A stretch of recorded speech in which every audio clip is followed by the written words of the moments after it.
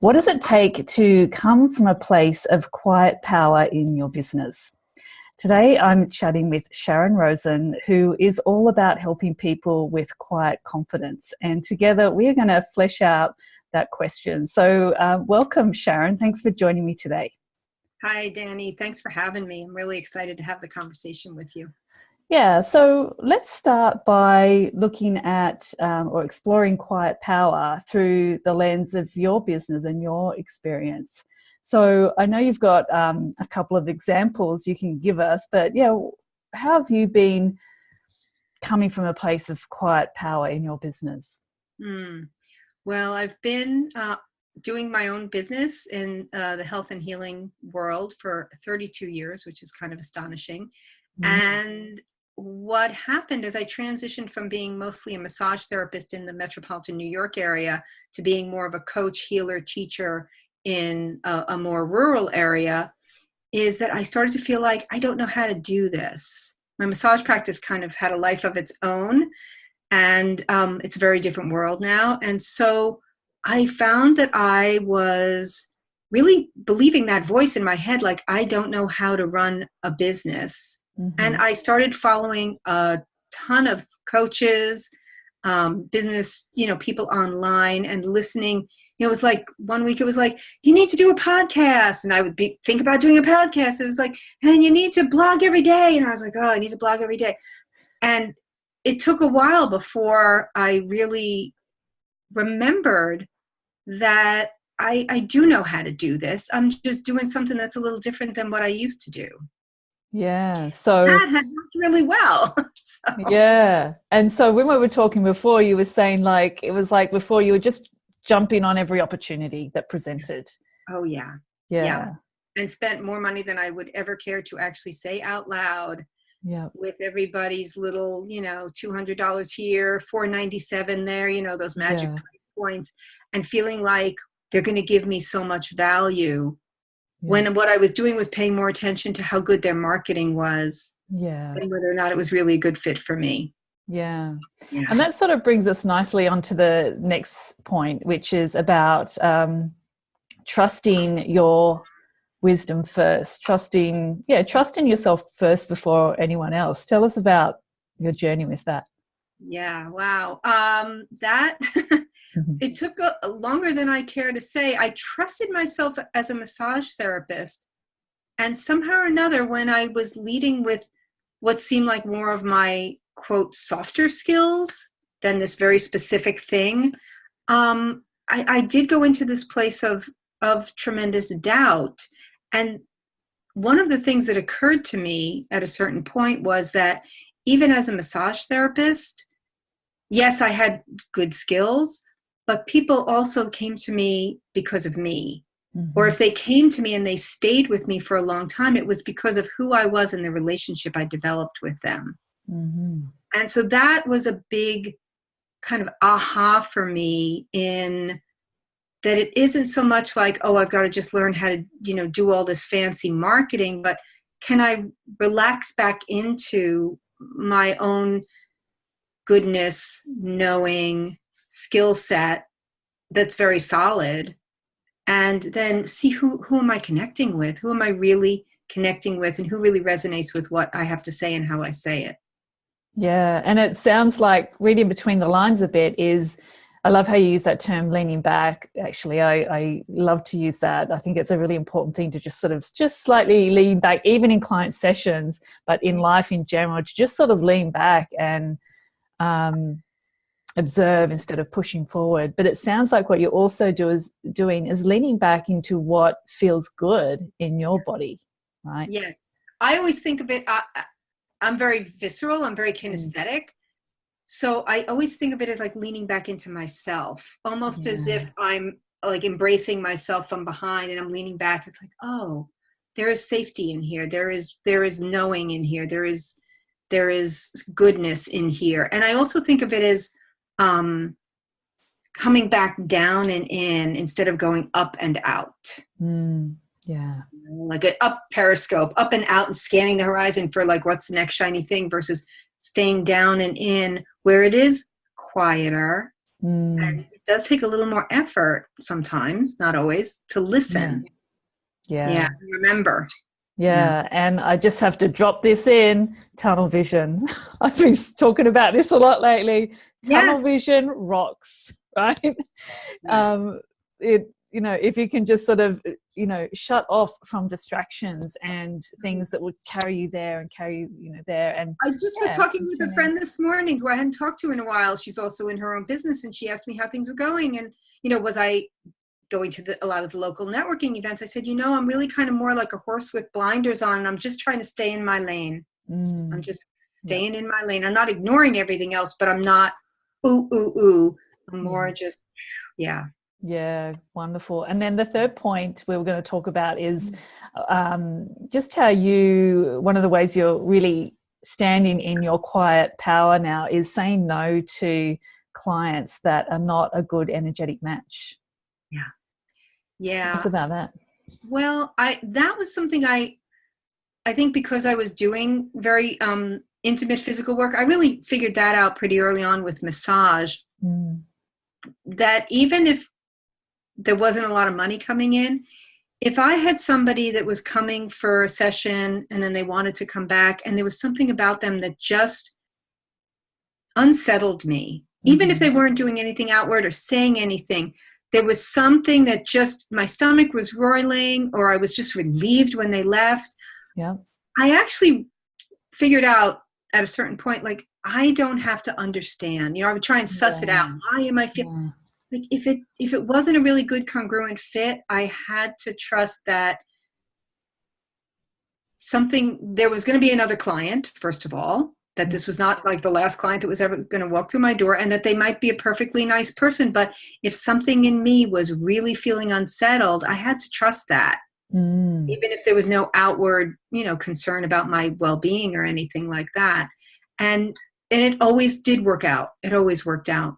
So can you share, I'm wondering, I'm sure anyone who watching this is wondering, what did you say to those people when they wanted to come back? It was so nice to meet you. And my schedule is really full now. I don't have room for another regular client. Yeah. Or I'm so glad I was able to get you in today. And I'm so sorry it's not going to work out for the next time. Yeah. It's, a tricky situation, isn't it? Because there's, we want to come from a place of integrity, and yet at the same time, we don't want to, be crushing people's feelings. So I guess we've all got to find our way to. Right. Yeah. And also, you can always refer them out. Like, gee, I don't really have space in my schedule right now to work ongoingly with you. Why don't you call so-and-so and refer them out? Yeah. But, cool.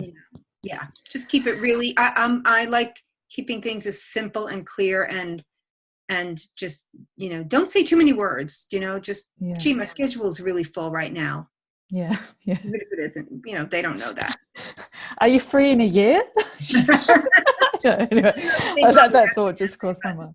Right. All right. So let's talk about some of the things that seem to get in the way of people activating their quiet power.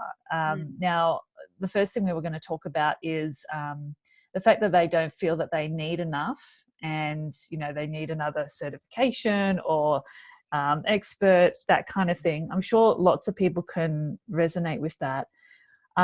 What is like a remedy for that? Like something people can do if they are feeling like, yeah, that's totally me. I feel like I need another accreditation or a course or something before I can really step into what I'm doing. That sense of always not enough.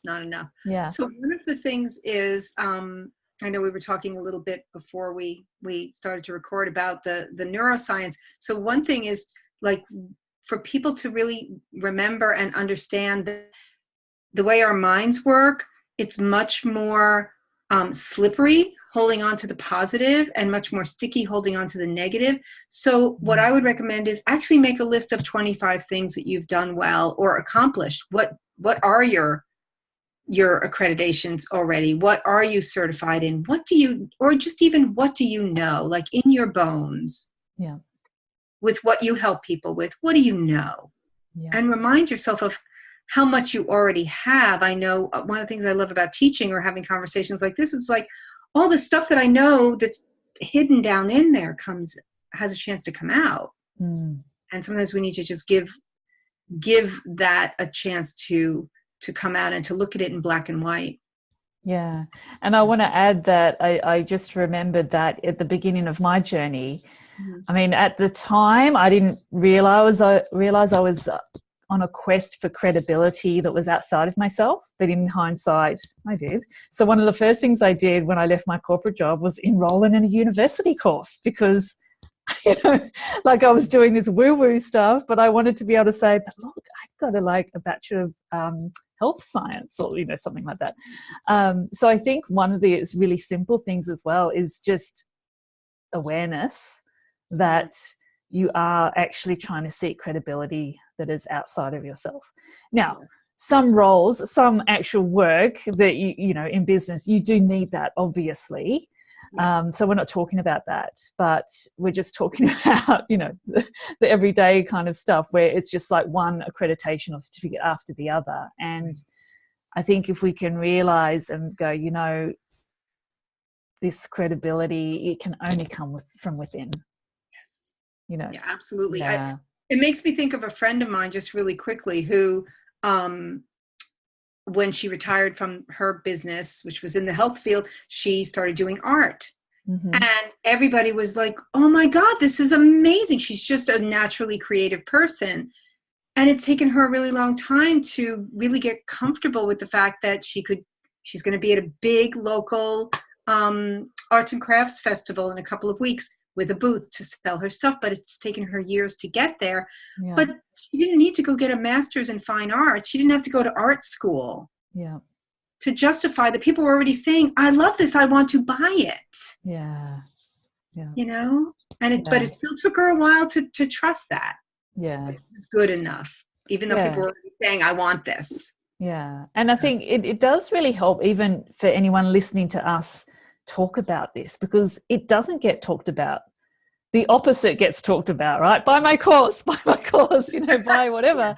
You know, so I think it's just even good for people to hear that this happens, this is a thing, and you don't have to keep going down that path. Yeah. So the other thing that seems to get in people's way, let's see, is that they've gotten used to looking outside themselves for validation and encouragement. And I guess we've kind of touched on that a bit already.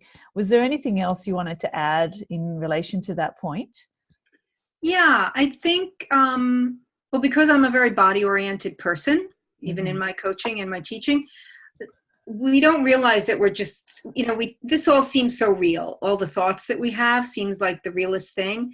And what I find really helpful and with the people that I teach and work with is, like, literally, you know, Fritz Perls, the father of Gestalt, said it. He said, lose your mind and come to your senses. So when you find yourself really caught up in thinking, and I still can get very attracted. People are really, really good marketers. And it all looks so great. And then I have to kind of pull myself back in and literally, like, feel your feet on the ground.